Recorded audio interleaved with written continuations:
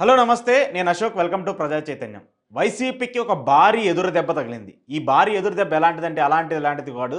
చాలా గట్టి ఎదురు దెబ్బ. ఇది బీభత్సమైనటువంటి ఎదురు దెబ్బ. ఎందుకు ఇంత పెద్దగా చెప్తున్నానంటే వైసీపీ పార్టీకి నెంబర్ 2గా ఉన్నటువంటి విజయసాయి రెడ్డి గారు రాజకీయాలకి గుడ్ బై చెప్పానని చెప్పేసి ఈరోజు ఆయన ట్విట్టర్‌లో ఒక ట్వీట్ చేశారు.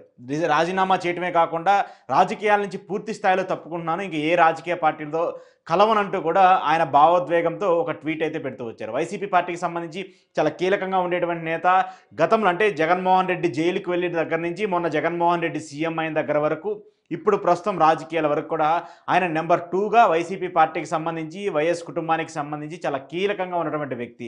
అలాంటి వ్యక్తి ఈరోజు పార్టీని వదిలి పార్టీకి రాజీనామా చేసి వైసీపీ ఎంపీ సభ్యత్వానికి రాజీనామా చేసి నేను రాజకీయాలకు దూరంగా ఉన్నానంటూ కూడా చెప్పడం ఇప్పుడు రాజకీయాల్లో చాలా సంచలనంగా మారింది. దట్టు వైసీపీ పార్టీ 2024 ఎన్నికల్లో ఘోరమైన ఓటమి పాలవటము, 11 సీట్లకే పరిమితం అవటము, ఆ తర్వాత పార్టీకి సంబంధించిన వ్యవహారాలన్నింటినీ కూడా తప్పుకోవడం, ఇవన్నీ చూస్తుంటే వైసీపీకి సంబంధించి ఏదో జరగబోతున్నటువంటి ఒక వార్త అయితే మనకి కనిపిస్తూ ఉంది. దానికి అనుగుణంగానే ఇప్పుడు విజయసాయి రెడ్డి గారు రాజీనామా చేయడం కూడా ఒక పెద్ద సంచలనంగా మారింది. అయితే ఆయన ట్వీట్ చేస్తూ కొన్ని కీలక అంశాలని ఆయన ట్వీట్లో పొందుపరిచారు. ఆయన ఏం పొందుపరిచారు అనేది కూడా ఒకసారి చెక్ చేద్దాము.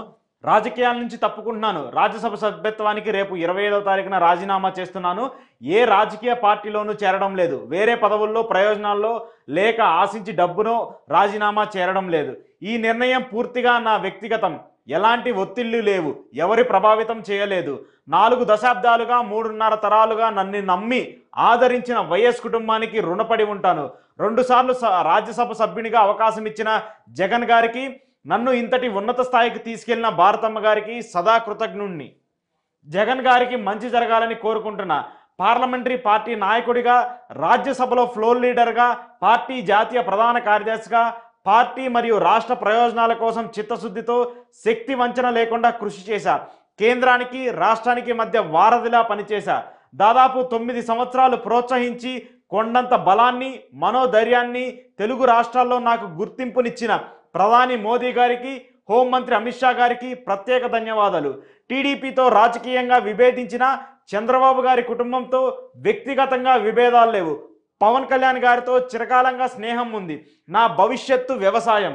సుదీర్ఘ రాజకీయ ప్రయాణంలో ఆదరించిన నా రాష్ట్ర ప్రజలందరికీ, మిత్రులందరికీ, సహచరులందరికీ, పార్టీ కార్యకర్తలందరికీ, ప్రతి ఒక్కరికి పేరు పేరున నమస్కారము, నా కృతజ్ఞతలు అంటూ కూడా విజయసాయి రెడ్డి గారు కొంత భావోద్వేగంగా ట్వీట్ చేస్తూ వచ్చారు. అయితే ఈ ట్వీట్కి సంబంధించిన సారాంశాన్ని అన్నింటినీ చూసుకున్నా కూడా ఆయన కొన్ని కీలక అంశాలని ఆయన ప్రతిపాదించారు. అయితే గత కొంతకాలంగా అంటే ఎన్నికల సమయంలో ఆయన్ని రాజ్యసభ నుంచి తప్పిస్తారు, నెల్లూరు నుంచి పార్లమెంట్ నుంచి పోటీ చేస్తున్నారు. సో తద్వారా జగన్మోహన్ రెడ్డికి ఆయనకి మధ్య విభేదాలు వచ్చాయని చెప్పేసి చాలా పుకార్లు వచ్చాయి. ఆ సమయంలో చాలా విభేదాలు వచ్చాయని చెప్పేసి కూడా ఎవరికి వాళ్ళు మాట్లాడుతూ వచ్చారు. అవన్నింటిని కూడా పక్కన పెట్టి విజయసాయి రెడ్డి గారు పార్టీకి సంబంధించి, పార్టీ లైన్కి సంబంధించి, జగన్మోహన్ రెడ్డి ఆదేశాలకు సంబంధించి జగన్మోహన్ రెడ్డి ఏది చెప్తే అది చేస్తాను నేను, అంతేగాని నాకు ఎక్కడా ఎవరితో విభేదాలు లేవంటూ కూడా మాట్లాడుతూ వచ్చారు. అయితే ఆయన నెల్లూరు ఎంపీగా ఓడిపోయినప్పటికీ కూడా ప్రస్తుతం రాజ్యసభ ఎంపీగా కొనసాగుతున్నారు. వైసీపీకి సంబంధించి ఓటమి పాలైన తర్వాత ఒక్కొక్కరుగా పార్టీకి రాజీనామాలు చేస్తూ వచ్చారు. కానీ రాజీనామాలు చేస్తూ వచ్చినప్పటికీ కూడా విజయసాయి రెడ్డి గారు చాలా కీలకంగా ఉంటూ వస్తున్నారు. కేంద్రానికి సంబంధించి, ముఖ్యంగా రాజ్యసభకి సంబంధించి, వైసీపీకి సంబంధించి కావచ్చు, బీజేపీకి సంబంధించి కావచ్చు, ఎలాంటి ఇబ్బందులు ఉన్నా కూడా ఆయన ఒక వారధిలాగా ఉండి బీజేపీకి అలాగే ఇక్కడ ఉన్నటువంటి వైసీపీకి ఒక పెద్ద స్టాండ్ ఇస్తూ వచ్చారు. కానీ ఇప్పుడు అనూహ్యంగా ఆయన ఈ రాజీనామా చేయడంతో ఎందుకు ఇలాంటి పరిస్థితి వచ్చింది అనేది కూడా మనకు కనిపిస్తుంది. ఇక మరోవైపు జగన్కి సంబంధించి కూడా ఆయన కోట్ చేస్తూ వచ్చారు. వైఎస్ కుటుంబానికి సంబంధించి కావచ్చు, జగన్మోహన్ రెడ్డికి సంబంధించి కావచ్చు, వాళ్ళిద్దరి మధ్య ఉన్నటువంటి సన్నిహిత భావాలకు సంబంధించి కావచ్చు, దాంతోపాటు జగన్మోహన్ రెడ్డి అరెస్ట్ అయ్యి జైలుకి వెళ్ళినప్పుడు అప్పుడు జరిగినటువంటి పరిణామాలతో పాటు జగన్మోహన్ రెడ్డి ఎన్ని రోజులైతే జైల్లో ఉన్నారో అన్ని రోజులు కూడా జగన్మోహన్ రెడ్డితో విజయసాయి రెడ్డి కూడా జైల్లో ఉన్నారు. ప్రతి కష్టంలోనూ ప్రతి నష్టంలోనూ జగన్మోహన్ రెడ్డికి తోడుగా ఉంటూ వచ్చారు. ఆ తర్వాత ఆయన పార్టీ విజయం సాధించినటువంటి నేపథ్యంలో కూడా జగన్మోహన్ రెడ్డి పార్టీ విజయం సాధించడంలో కీలక పాత్ర పోషిస్తూ వచ్చారు విజయసాయి రెడ్డి. అంతకుముందు 2014 నుంచి 2019 వరకు ప్రతిపక్షంలో ఉన్నటువంటి వైసీపీ పార్టీకి సంబంధించి కూడా విజయసాయి రెడ్డి చాలా క్రూషియల్ రోల్ ప్లే చేస్తూ వచ్చారు. అప్పుడు అధికారంలో ఉన్నటువంటి టీడీపీని ఎదుర్కొంటూ పార్టీకి సంబంధించిన వ్యవహారాల్ని, పార్టీకి సంబంధించిన కార్యక్రమాల్ని కూడా నిర్మించడంలో విజయసాయి రెడ్డి చాలా కీలక పాత్ర పోషించారనేది మనందరికీ కూడా తెలుసు. కానీ ఇప్పుడు ఆయన రాజీనామా చేయడంతో కొంత అంతర్గతంగా ఏమన్నా జరిగిందా అనేది కూడా తెలియాల్సి ఉంది. అయితే ఇక వైఎస్ జగన్మోహన్ రెడ్డి సతీమణికి సంబంధించి కూడా ఆయన కోట్ చేస్తూ వచ్చారు.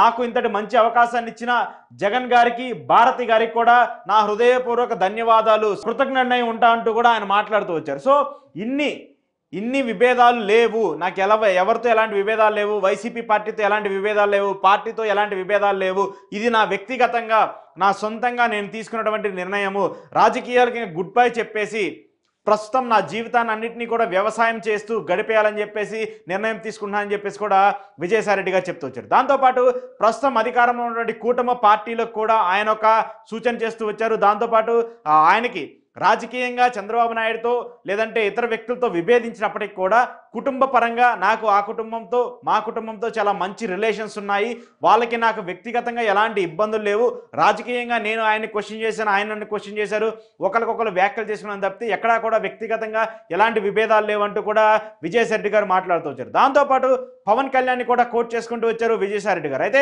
గతంలో ఎప్పుడూ కూడా వైసీపీకి సంబంధించినటువంటి నేతలు పవన్ కళ్యాణ్ మీద ఎలాంటి వ్యాఖ్యలు చేస్తూ వచ్చినా, పవన్ కళ్యాణ్ మీద విమర్శలు చేస్తూ వచ్చినా విజయసాయిరెడ్డి గారు మాత్రం ఎక్కడా కూడా ఆయన ఒక మాట ఉనకలేదు పవన్ కళ్యాణ్కి సంబంధించి.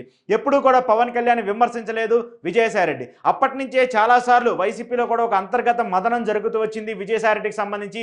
ఎందుకు విజయసాయిరెడ్డి పవన్ కళ్యాణ్ ఏమనట్లేదు, ఆయనకి ఈయనకి మధ్య వ్యక్తిగతంగా ఎలాంటి సంబంధం ఉన్నాయి, ఒకవేళ పార్టీ ఓడిపోయిన తర్వాత అంటే 2024 ఎన్నికల్లో వైసీపీ పార్టీ ఓడిపోయిన తర్వాత విజయసాయిరెడ్డి రాజీనామా చేసి జనసేనకి వెళ్తారంటూ కూడా చాలా రూమర్లు వచ్చినప్పటికీ కూడా అప్పుడు కూడా విజయసాయిరెడ్డి గారు చాలా క్లియర్ కట్గా చెప్పారు, నేను ఏ పార్టీకి రాజీనామా చేయను, ఎప్పుడు ఇంకో పార్టీ మారటం అనేది ఉండదు, నేను ఉన్నంత వరకు నా మెడలో వైసీపీ కండువా మాత్రమే ఉంటుంది, ఒకవేళ అలాంటి పరిస్థితి వస్తే మాత్రం పూర్తి స్థాయిలో రాజకీయాల నుంచి తప్పుకుంటానంటూ కూడా విజయసాయి